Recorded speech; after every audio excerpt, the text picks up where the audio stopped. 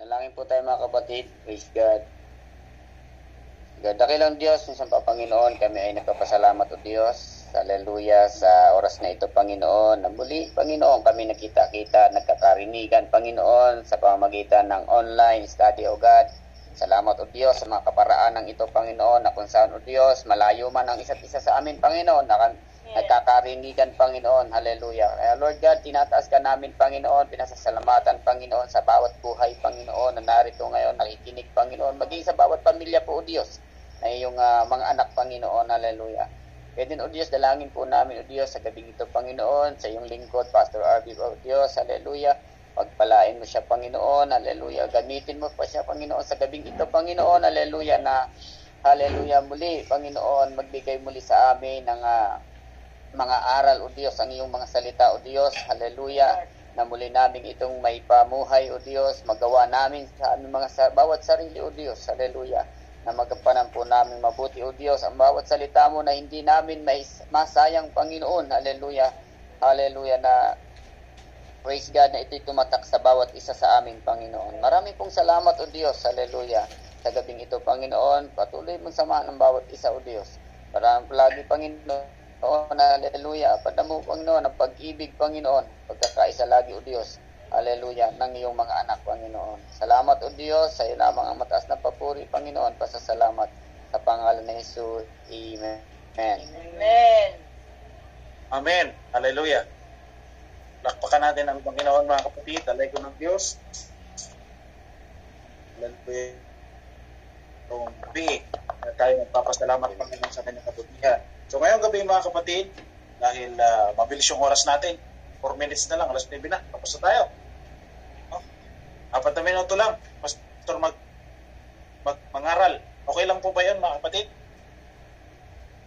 Last verse agad, Pastor. Last verse na agad, conclusion na.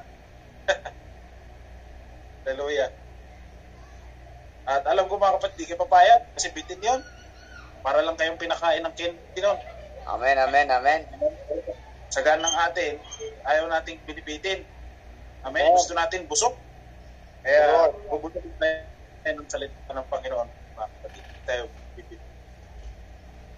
Kung ngayong gabi, konti lamang po ang discuss ni Pastor, pero itong salitang to, mga kapatid, magiging vitamina ng ating pananampalataya. No? Dahil marami mga tao ngayon sila'y nagsasabi na sila'y nananampalataya sa Diyos, o maraming iba't ibang sekta, maraming iba't ibang relihiyon. Nagsasabi sila na sila'y maliligtas, o sila'y nagmamahal sa Diyos, meron silang, Bisaya pa, naipagtuo. No? Naipagtuo sa Ginoo, pero sa mga buhat, hindi makita. Hindi makita.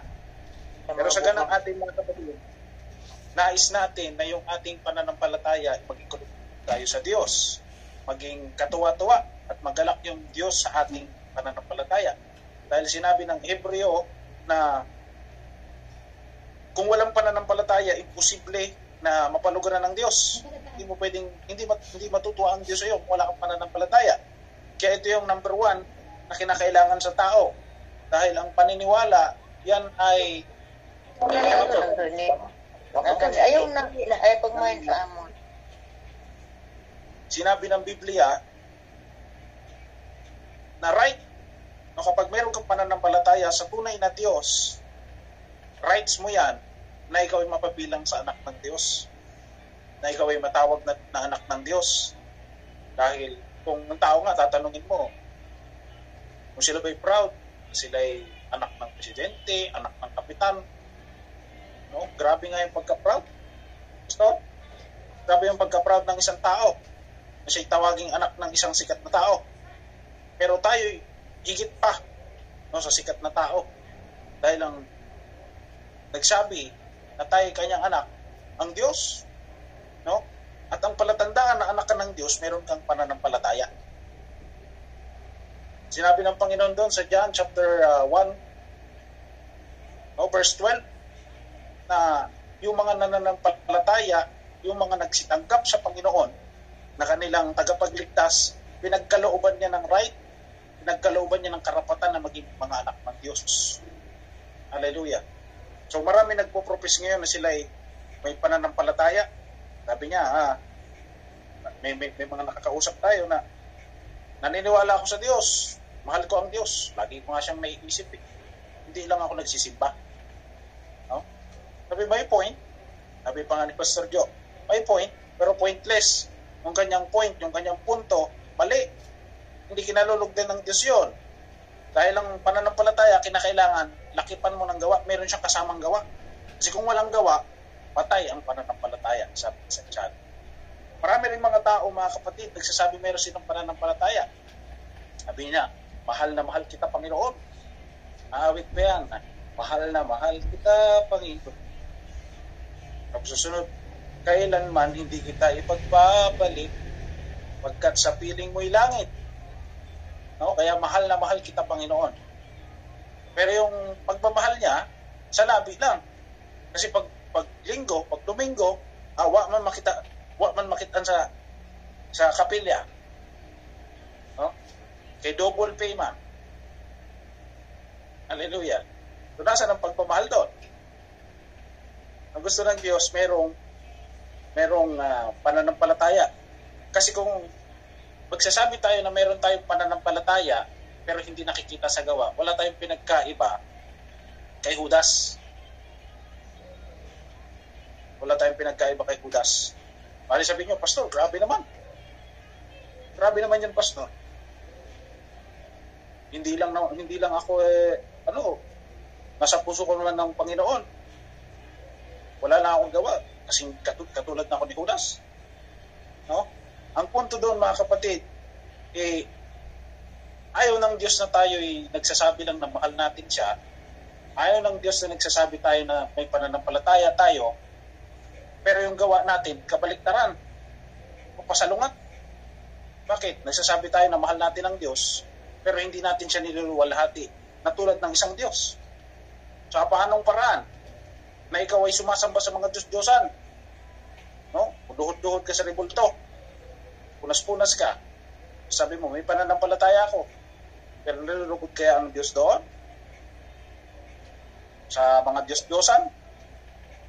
Kaya nga, Pastor Joe, yung patotoo kanina, maraming mga kuwan dyan, maraming mga tisot, manggagalaiti. Sitirahin mo ba naman yung kanilang pananampalataya na mali? Pero sa ganang ating mga kapatid, nalaman natin ang katotohanan, hindi na tayo magpapaloko pa. So yung pananampalataya na yun, mali. Sabi mo, dito na ako nabuhay, dito na ako mamatay. Ito yung nakilala kong relihiyon. Paano kung yung relihiyon na yun makapagpapahamak sa'yo? Kaya nga sabi ng Panginoon doon, magsiligtas kayo sa lahing libo. Huwag kayo makidamay sa kapahamakan na kanilang sasapitin. Meron ng isang analogy dyan, mga kapatid, nung ako pa high school, patungkol dyan sa maling pananampalataya. Dahil meron na po tayong mga nakaka-sharing na iba't ibang mga sekta, iba't ibang uri, mga Katoliko, mga dating daan, mga Iglesia ni Cristo. Marami. Tapos kapag ating ina-expound, ating pinaliliwanag yung tamang daan, nagre-react sila. Katulad ng binabanggit yan, sasabihin, dito na ako nabuhay. Ito yung paniniwalang tinayuan ko, dito na ako mamamatay. Paano kung yung inaakala mo na safe yun, na doon ka nananahan, doon ka feel at home, inasusunog na pala yun. O yung bahay na yun, na inaakala mo na yung lehiyon na hinaniban mo, para mo ng tahanan, para mo ng kapilya, pero nasusunog na pala, hindi ka ba lalabas? Amen? Hindi mo ba ililigtas ang iyong kaluluwa? Pero sa ganang atin na mga naghahanap ng truth, no, naghahanap na ang ating pananampalataya maging tunay, na hindi ito maging walang kabuluhan, susunod tayo sa kalooban ng Diyos. Amen? Say amen. Amen. Amen, Pastor. Amen. Malakpak sa Ginoo, mga igsoon. Hallelujah. Dahil itong pananampalataya natin, mga kapatid, battle ito. Na yung, kapag nakita na kasi natin ang tunay na pananampalataya na sinabi ng Panginoon kapag pumasok siya sa ating puso. Dahil siya yung nagpakilala na sabi niya, ako ang daan, ang katotohanan, at ang buhay. Sino may hindi makaparoroon sa Ama, kundi sa pamamagitan lang ng anak. Siya yung daan, mga kapatid. Hallelujah. So, maraming babati ko sa iyo, maraming kang mararanasan na hindi mo pa naranasan dati. Dahil nasa tamang daan ka na eh. Kaya nga sabi ng Panginoon sa pangangaral niya, magsipasok kayo sa makipot na pintuan. Doon sa pintuan na konti lang ang nakakasumpong. Bakit? Dito maraming bawal doon. Maraming mga ipinagbabawal. Mula ulo hanggang talampakan. Parang mahirap naman makapasok kasi gusto ng ano ninyo, ng relihiyon ninyo, ng inyong paniniwala talagang kinokontrol kayo. No? Baka lumagpas na kayo niyan sa langit. Hallelujah. Ang katwiran ng mga pastor, mas okay na lumagpas. Wag lang hindi makaabot. Wag lang hindi makarating. Amen? Hallelujah. Kaya ngayon mga kapatid, yung ating pananampalataya, madalas po sinusubok.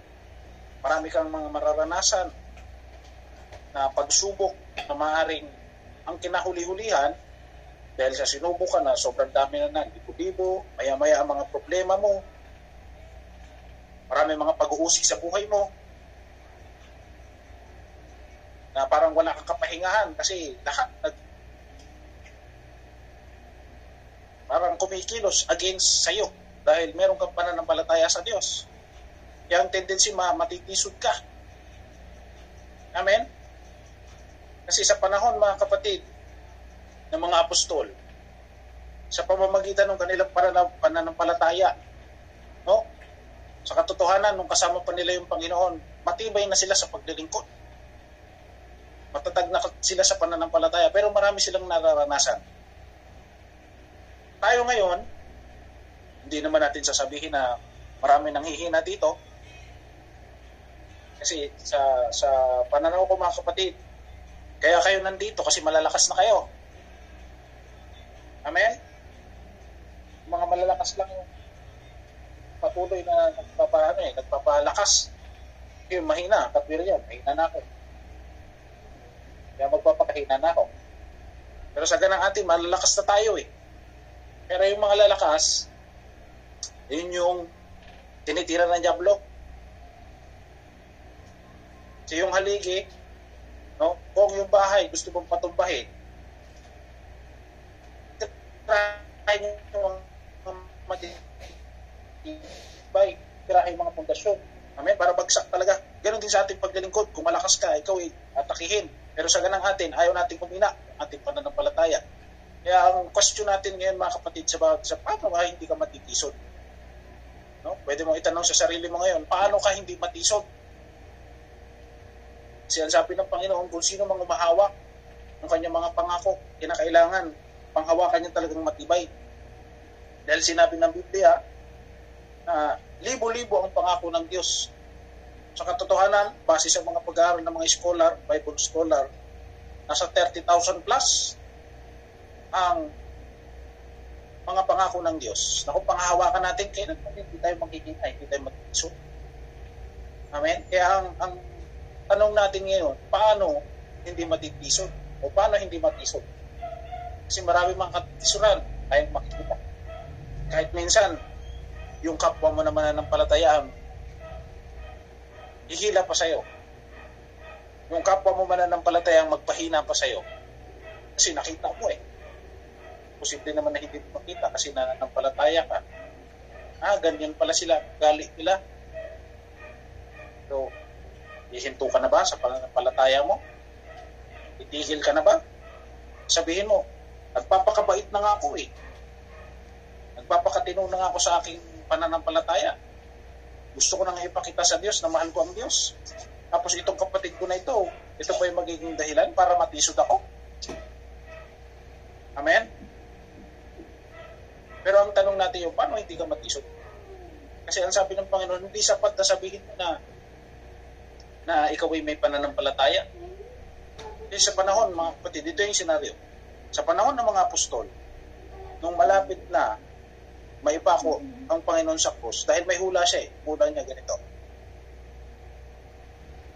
Sabi niya, saktan mo ang pastor, mangangalat ang tupa. Sa English, strike the shepherd and the sheep will scatter. Ganon din, kapag tinanggal yung leader, nangihina yung pananampalataya ng mga member. Kaya nga sabi ng Panginoon, huwag tayong tumingin sa tao. No? Maging ang mga pastor, maging ang mga leader, no, ayaw nila na laging lang paalala na huwag sa kanila yung pananampalataya, huwag sa kanila yung pag-asa na dahil nagpapatuloy kasi may pastor. Pag wala na pastor, wala na. Bye-bye. Amen? Hindi nakatingin ka doon sa pastor mo, hinang-hina yung pastor, nung nawala yung pastor, nawala ka na rin. Pero ang sabi ng Panginoon, umasa tayo sa Kanya. Kasi siya yung magliligtas eh. Ang pastor hindi yung magliligtas. Ang pastor kinakasangkapan lang para mapalapit ka sa Panginoon. So tayo, o yung mga pastor, mga leader, ginagamit lang, kasi pare-parehas tayo mga kapatid na nag-aaral, pare-parehas tayo na naglalakbay, patungo sa paanan ng Panginoon. Amen? Kaya parehas tayo lahat, nagtatanong sa ating sarili, paano tayo hindi matiso? Dahil ang pinaka matindi kong lumagpak sa paglilingkod, ito yung mga dedicated talaga. Matindi pag lumagpak yan, hindi kayang ibangon agad. Masukay pa nga yung mahina-hina eh. Kapag pinalalahan mo, babalik yan. Pero yung mga nakaalam na, once na nakalasang pastor ng biyaya ng Diyos, sabi, pag yan nag-give up, pag yan lumagpak, mahirap pabalikin. Mahirap. Pag nag-backslide, mahirap. Sa panahon ng mga apostol, ganoon eh. Pinakaunang backslider sa ano nila, sa grupo nila, nung panahon ng mga apostol, si Pedro. Kaya nasabi natin mga kapatid, biblical basis na matindi yung paglagpak. Kasi yung mga natisod, no, katulad ni Apostol Pablo, ni Apostol Pedro, sila yung sobrang dedicated. Ano sabi ni Pablo, ni Apostol Pedro, si Simon Pedro. Sinabi niya, mangangalat. Sabi ng Panginoon, darating ang time, iiwan niyo ako. Wala na matitira sa inyo. Ngayon, malalakas kayo, pero darating ang time, manghihina kayo. Ang sagot ni Apostol Pedro, sabi niya, Panginoon, bagamat matisod ang lahat, hindi ako matitisod. Grabe declaration niya, no? Ang lakas. Matisod na silang lahat na nakikita mo, Panginoon, ako hindi ako matitisod. Sabi ng Panginoon, Pedro, ikakailaw mo ko ng 3 beses. Pag tilawak ng manok, naikailaw mo na ako ng 3 beses. Na deny mo na ako sa harap na maraming mga tao. So sabi ni Pablo, nagpatigas siya, sabi ni Pedro, hindi, Panginoon, kahit hanggang sa kamatayan, handa akong mamatay para sa iyo. Kahit sa kamatayan, kasama ako sa iyo. Tinignan lang siya ng Panginoon. Ganoon din ang sabi ng ibang mga apostol. Kahit sa kamatayan, sasamahan ka namin, Panginoon. Pero nung dumating na yung ipinagkanulong na si Jesus Christ, nahuli na ng mga Pariseo, nagkandawalaan silang lahat. Kahit si Pedro na sobrang dedicated, dininay niya yung Panginoon. May nagtanong sa kanya habang nililitis ang Panginoong Jesucristo sa harap ni Poncio Pilato, sa harap ng mga saserdote, mga pinunong saserdote. Ang sabi kay Pedro, "Oh, ikaw yung kasama ni Jesus Christ. Dapat tinuhuli ka rin." Sabi, "Hindi ko kilala yung tao na yan. Sino ba yan?" Tapos meron pang isang nakakita sa kanya.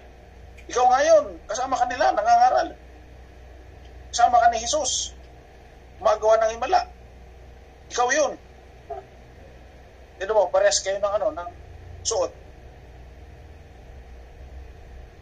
Sabi ni Pedro, "Hindi ko nga kilala yung tao na yan. Kailangan hindi kayo nakita." Grabe yung pagdideny, no? Hallelujah. Pero siya yung pinakamanigas, yung nagsabi na, "Lord, hindi kita iiwan. Lord, hindi ako matitisod." Kaya matindi matisod yung mga nagpo-profess. Kaya ang sabi ng Panginoon mga narinig din natin minsan sa ating mga tagapangaral, madalas sa ating bishop. Sabi niya, hindi ibig sabihin na ikaw ay nasa iglesia, nasa church, ligtas ka. Minsan yung malalakas mag-amen, yung pa yung mga matitindi. Hindi porke nag-amen ka, ligtas ka na. Hindi porke nag-amen ka, malakas ka talaga. Minsan yan yung maunang matisod. Yan yung unang mawala sa paanan ng Panginoon. Kaya ang tanong natin ngayon, Pastor, paano hindi matisod? Paano manatiling matatag? Paano manatiling hindi nawawala sa paglilingkod hanggang sa pagpabalik ng Panginoon? Anong gagawin? No? Anong gagawin? Ang tatanungin natin, alam niyo kung sino? Yung unang backslider, si Pedro. Para matuto tayo sa kanya. Nasulat niya. Babasahin natin. Base sa keywords natin, nakalagay dyan, sa ikalawang Pedro, sulat ni Pedro. Si Pedro mismo, tanungin natin siya. Kasi natisod siya nung una. Anong natutunan niya? Ano yung salita? Sa pagkatisod niya, ginango siya ng Panginoon para makabalik. Kasi hindi pwedeng maging natin na natisod ka, hindi ka na babalik sa Diyos.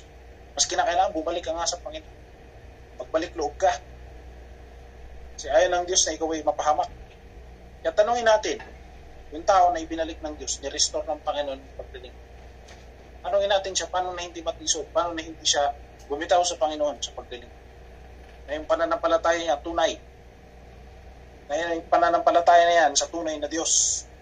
At hindi sa mga Diyos-Diyosan. Ano ang sabi niya sa ikalawang Pedro, versikulo 4. Kung sabi niya dito, sabi ni Apostol Pablo, na dahil dito ay ipinagkaloob niya sa atin ang kanyang mahahalaga at napakadakilang pangako upang sa pamamagitan ng mga ito ay makabahagi kayo sa kabanalang mula sa Diyos, yamang nakatanan sa kabundukang nasa sanglibutan dahil sa masasamang kita. Kaya yung sagot doon, Pastor Joe, sa kapatid na o isang tao na nagtanong sa iyo, sabihin na, dito na ako mamamatay. Kasi ito yung relihiyong kinagisnan ko. Sabi ng Panginoon, kabulukan yun masasamang kita. Nang nabubuhay ka pa rin sa mga Diyos-Diyosan. Amen? Hindi ka ba aalis doon? Sabi ng Panginoon, nililigtas tayo doon Hinango tayo doon sa pamumuhay sa masamang pita na yun para tayo ilagay sa tunay na pananampalataya. Tunay na paglilingkod. Yung paglilingkod na kalugod-lugod sa Diyos. Yang tanong, Pastor, paano hindi matisod? Paano hindi manghina ang pananampalataya? Paano manatiling matatag bilang isang mananampalataya at bilang isang anak ng Diyos? Paano? So, ang sabi dito, sa 5, oo, at dahil din dito, sa pagkaragdag sa ganang inyo ng bumusikap, ay ipamahagi ninyo sa inyong pananampalataya ang kagalingan. At, ayan, dito, sa linya nito, pinakita ni Apostol Pedro na kung gusto mo maging matatag, hindi sapat ang pananampalataya lang. Ulitin natin yon. Upang manatiling matatag sa ating paglilingkod sa Diyos, hindi sapat ang pananampalataya lang. Kinakailangan dagdagan.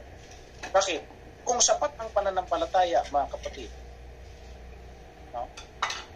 Hindi mananalangin itong mga apostol na sinabi nila, Lord, increase our faith. Hindi nila magsasabi ng gano'n. May panalangin pa sila, sabi nila, Lord, dagdagan mo ang pananampalataya namin. Bakit? Yung panahon na yun, hindi sila makapagpagaling ng may sakit.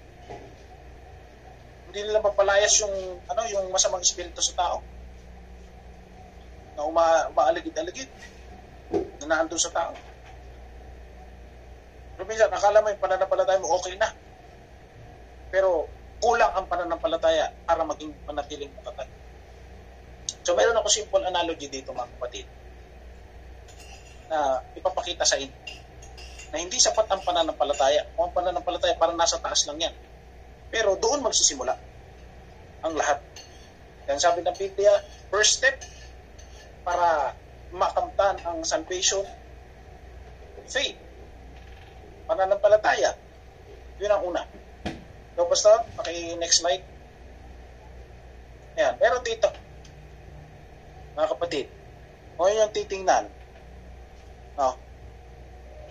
Ayan, kita nyo ba yung picture? Bawat Kristiyano na sumasampalataya sa Diyos,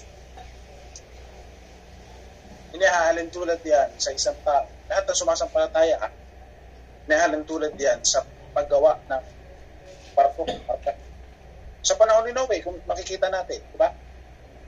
Sabi ng Panginoon, siya yung matuwid na tao na kinalulugdan ng Diyos, na nakasumpong ng lingap. Dahil sa kanyang pananampalataya, sumunod siya na gumawa ng arka, bangka. No, inutusan siya ng Panginoon. Noah, umakyat ka sa bundok. Maghimo ka dito ng arka. Buti nga, mga kapatid, si Noe masunurin. Hindi siya yung anak na pasaway, hindi masunurin. Kasi kung iba-iba pang tao, kung umutusan ka, mga ngatwiran, sabihin,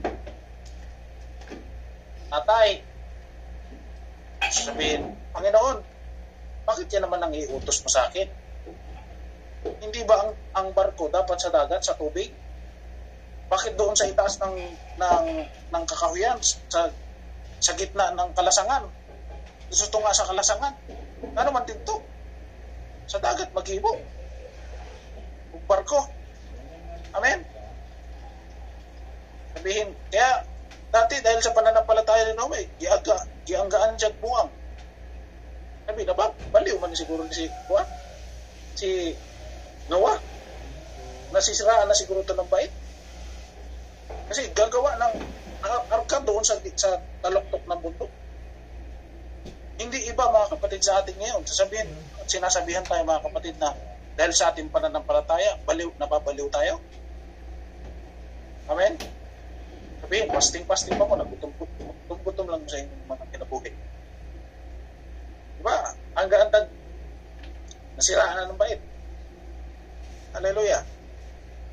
Dahil sa ating pananampalataya sa Panginoon, na imbis na yung ating mga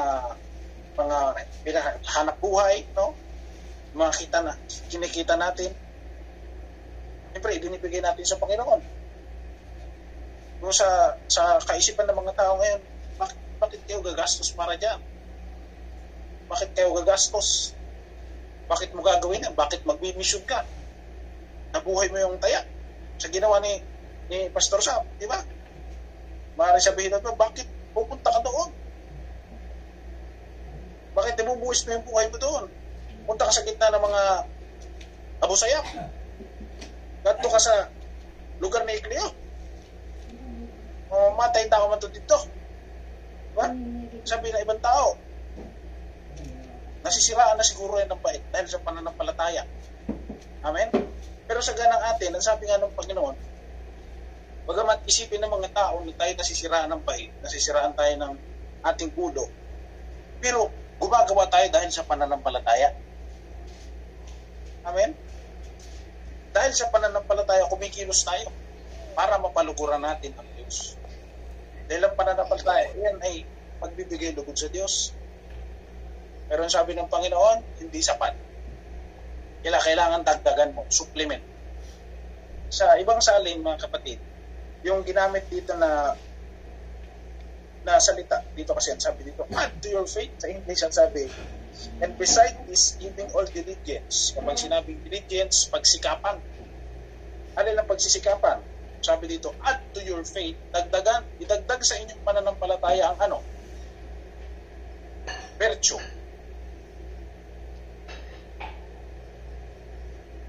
Na yung pananampalataya hindi sapat. Kasi yung pananampalataya natin, may pananampalataya ka na kasi doon, pag nagsimula ka magkaroon ng pananampalataya, na nasimulan mo, na makilala mo yung Panginoon, dyan ka nababagyuhin ng napakadaming pagsubok. Kaya kung makikita nyo dyan sa illustration, merong buhawi sa likod, may malaking alon.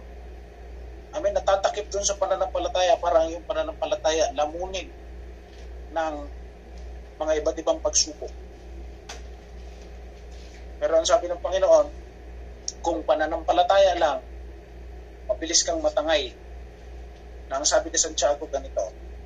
Sabi ng Santiago, Pastor, maaaring magbasa tayo ng kaunti. Dito sa Santiago 1:6.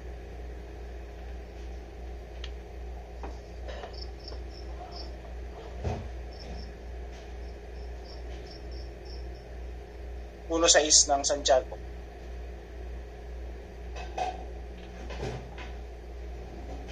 Verse 8 ng James. Sino pong 1 verse. Sige pa, Pastor. 1 verse 6. 1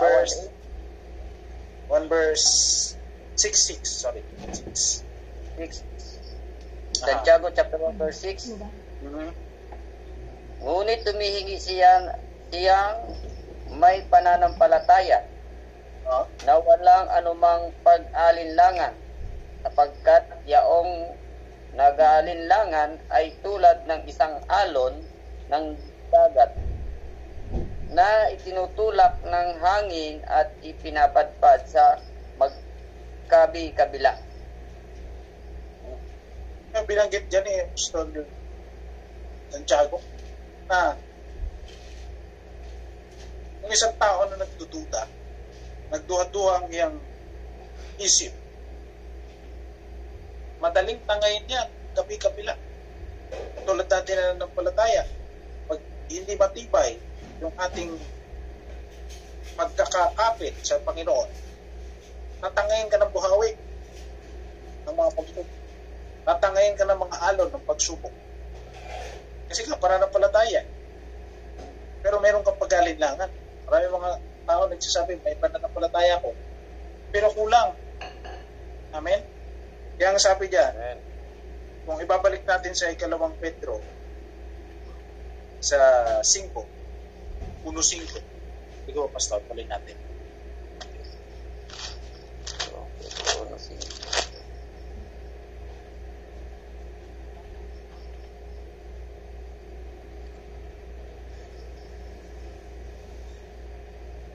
Basahin, Pastor. Sige po, Pastor. 2 Pedro 1:5. Oo, at dahil din dito sa pagkaragdag sa ganang inyo ng buong sikap ay ipamahagi ninyo sa inyong pananampalataya ang kagalingan, at sa kagalingan ay ang kaalaman. Yan muna tayo, Pastor, sa dalawang yan. Sabi dyan, ipamahagi. Sa English dyan, i-add, idagdag. Sinabing addition, di ba? Dagdag yan. Yung isa, gagawin mo dalawa. Kaya 1 plus 1, 2.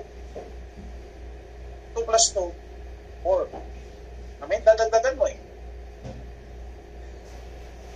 So, ang sabi dyan, sa pananampalataya mo, hindi lang yung sapat, dagdagan mo yun ng kagalingan. Sabi ng Panginoon, mga kapatid, dagdagan natin na yung ating pananampalataya.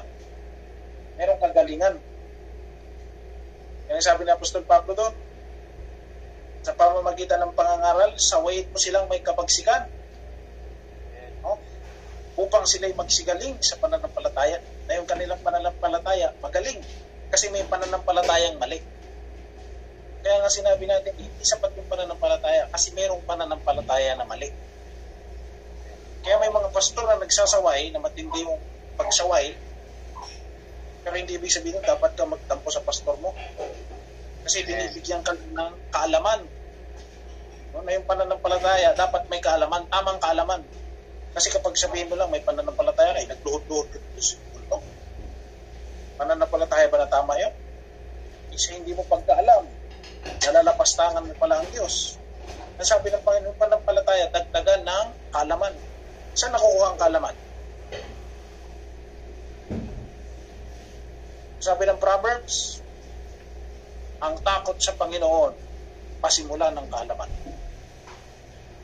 Amen? So ipakita mo yung takot mo sa Diyos sa pamamagitan ng pagdinig. Hallelujah. Doon sa kanyang mga salita. Hallelujah. At doon sa mga pagsaway ng kanyang mga lingkod. Yung kanyang mga lingkod ngayon, yan yung ginagamit upang itama na yung ating pananampalataya madagdagan ng kagalingan. Anong kagalingan yan? Sound faith. Yung pananampalataya na magliligtas, hindi pananampalataya na magpapahamak. Si Amen, mga kapatid. Nandiyan pa po ba kayo?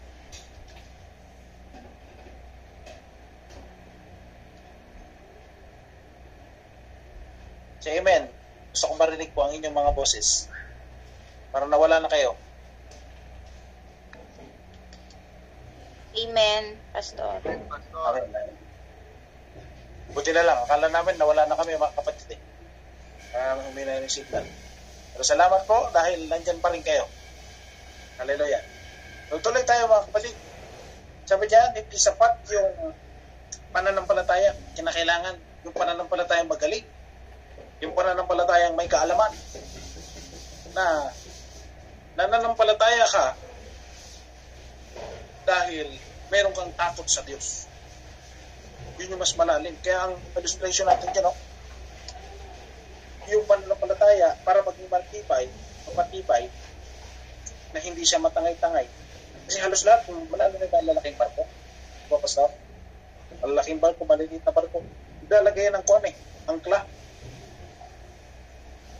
Para hindi madala ng alon. Hindi siya mapapunta doon, hindi siya mapunta doon. Meron siyang kuwan, kung sabi sa Bisaya. Wala pa din. Ang kalapot sa Tagalog. Amen? Sabi diyan, merong ang angkla kasi binubuhay ng mga parang kadena ng malalaki. Amen? Kaangkla talaga sa ilalim.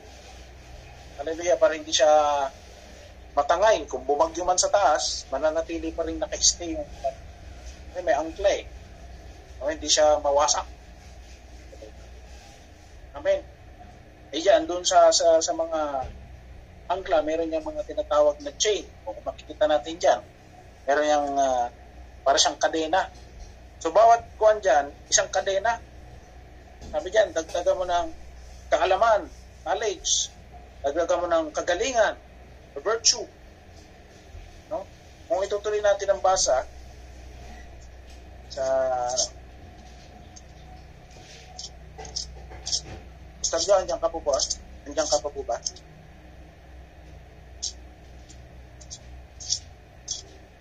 Sa kuwan tayo.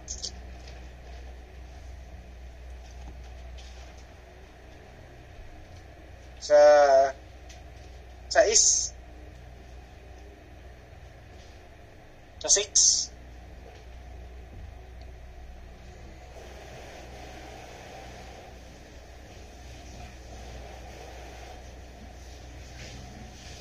Hello?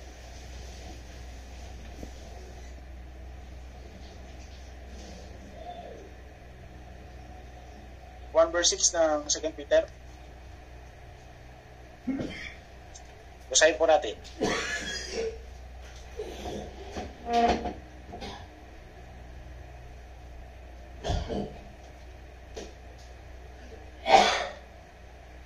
Sige, ako na lang po magbasa para mabilis tayo.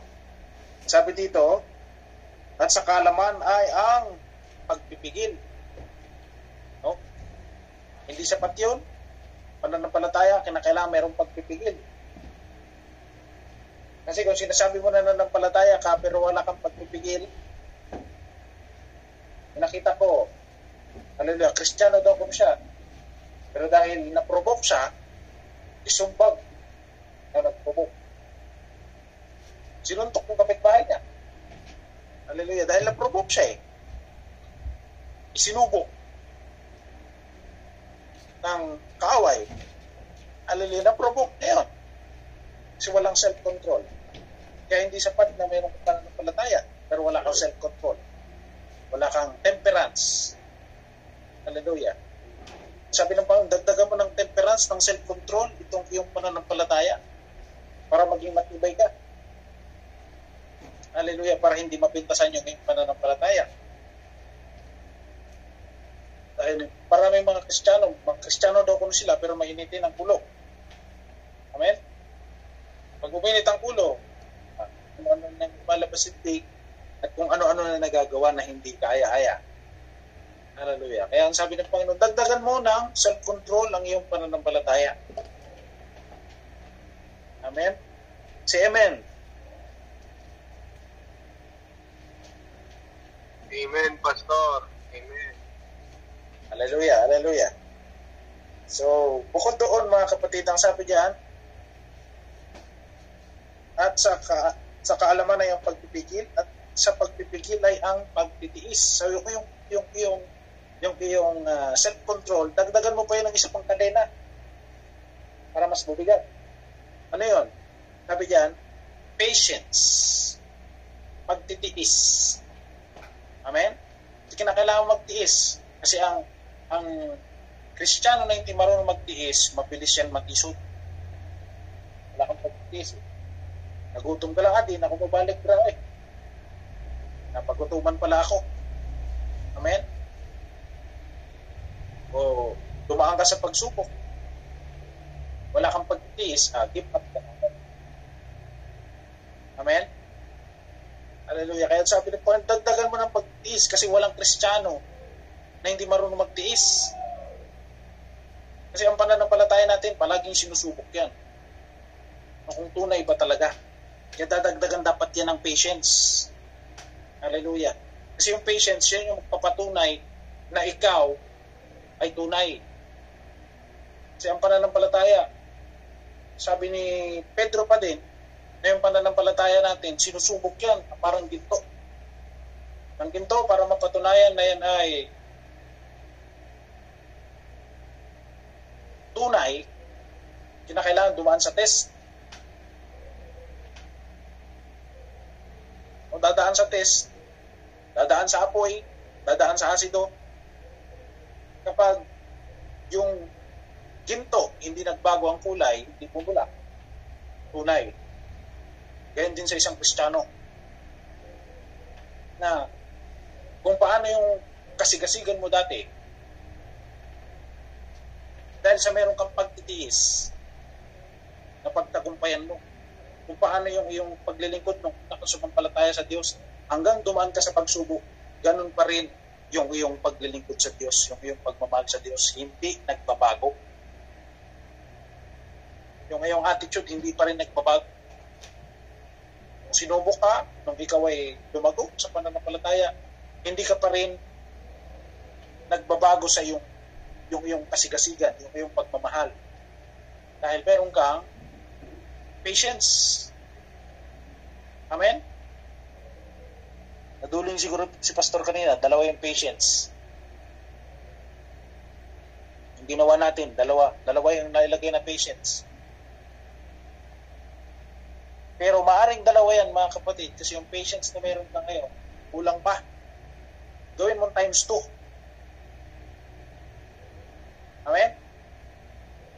Di ba yung patience mo, para mapuputol yung PC mo eh. Kaya, dalawahin nyo, times 2 nyo yung patience. Hallelujah. Pagtitiis, ang sabi diyan, yung pagtitiis, dagdagan mo ng kabanalan, holiness. Sabi ng Panginoon, kung walang holiness, walang kabanalan, sino man ay hindi makakakita sa Diyos. So sayang lang. No? Wala ka palang holiness.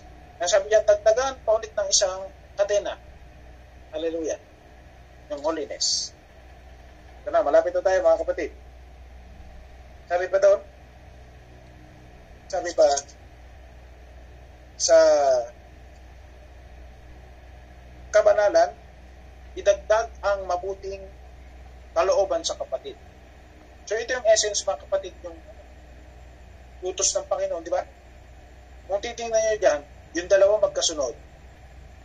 Brotherly kindness o pag-ibig sa kapatid, tapos pag-ibig. No? Ibig sabihin niya, dito na yung katuparan ng kautusan. Sabi ng Panginoon, mayroong 10 utos. Kailangan mo tuparin yung 10 utos para mapalugod ang Diyos.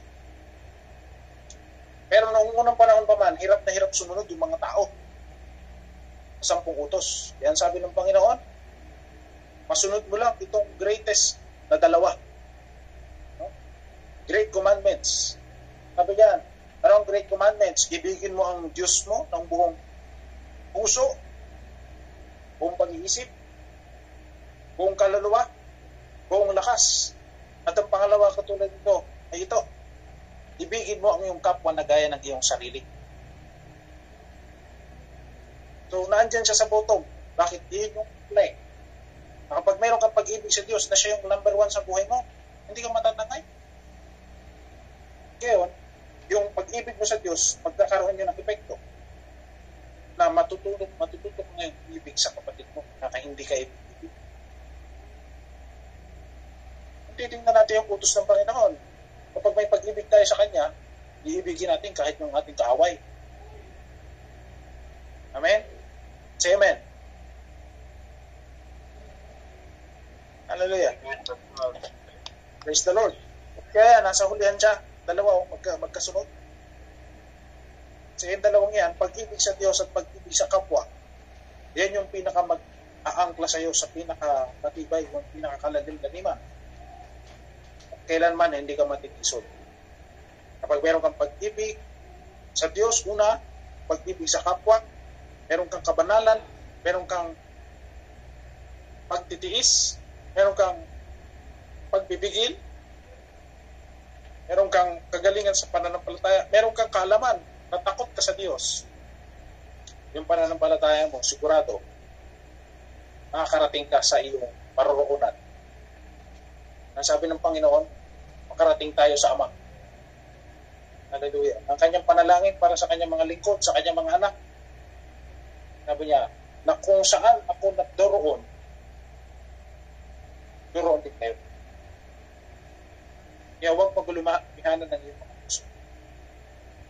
Dahil sa tahanan ng Ama, marami siyang inihanda.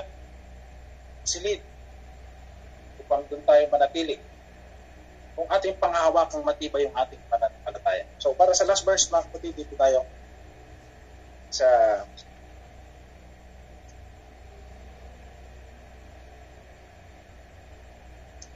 10.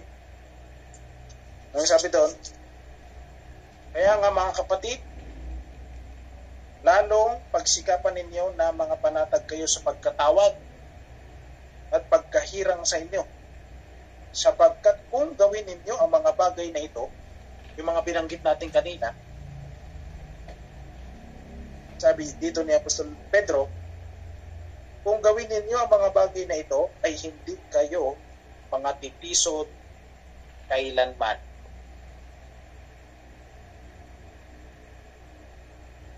So wala nang panahon ng pagkatisod, wala nang panahon ng pagsisina. Bakit?